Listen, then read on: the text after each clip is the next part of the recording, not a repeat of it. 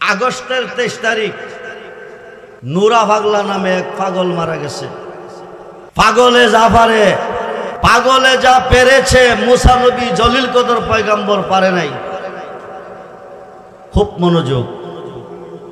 নুরা পাগলা 23 তারিখ মারা গেছে। সেপ্টেম্বরের 5 তারিখ তারে কবর থেকে উঠাইয়া মেইন রোডে ফালাইয়া পেট্রোল দিয়া তার বডিটারে ফুরে ছাই করে দিছি। আপনারা তো দেখছেন কিনা আমি জানি না, কিন্তু আমার বয়সে আমি এই ঘটনা, আমার মনে হয় পৃথিবীর সৃষ্টির শুরু থেকে এ পর্যন্ত এমন ঘটনা ঘটে নাই। হিন্দু মরলে ফুরে, হেরারে হেরা ফুরে, কিন্তু মুসলমান মরলে দাফন করে। তাকে যখন কবরে দাফন করা হচ্ছে প্রশ্ন 3টা করে নাই, মার রাব্বু কামান দিনু কামান হাজার রাজুল, মান হাজার রাজুল্লাহ যে বৈসাবেকুম, বিচারের মালিককে। আরে বলুন মালিককে।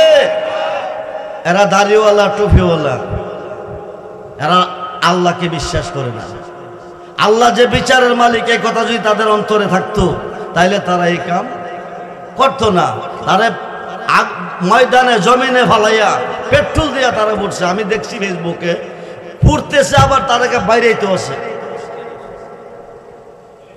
মুসা নবী পাগলে পারেন, মুসা নবী পারে না। খুব মনোযোগ। মুসা নবী তুর পাহাড়ে যাইতেছে, আল্লাহর সাথে কথা বলবে। হঠাৎ করে একটা মেয়ে মানুষ রাস্তার পাশে দাঁড়িয়ে দাঁড়িয়ে কাঁদতেছে। মেয়েটা সালাম দিয়ে হুজুর আপনার নাম কি? আমার নাম মুসা কালিমুল্লাহ।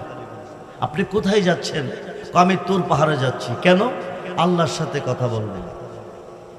হুজুর আল্লাহর সাথে কথা বলবেন, তুর পাহাড়ে যাবেন, আমার একটা আরজি নিয়ে যান। আরজিটা কি?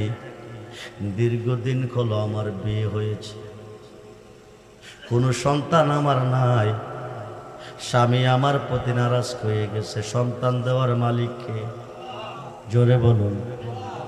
স্বামী নারাজ হয়ে গেছে, কোন সময় আমাকে ডিসাইড করে ফেলে। আপনি আল্লাহরে জিগাইবেন নি আমার গর্ভে কোনো সন্তান আসেনি, আমি কোনো সন্তান পাবনি।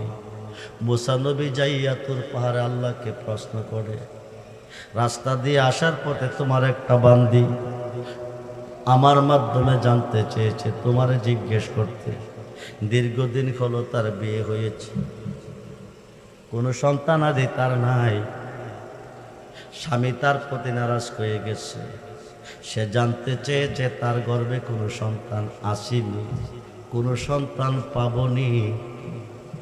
মুসা নবী আল্লাহকে জিজ্ঞেস করার পরে আল্লাহ বলে দিছে, মুসা তুমি মেয়েটাকে বলে দিও তার গর্ভে কোনো সন্তান নাই।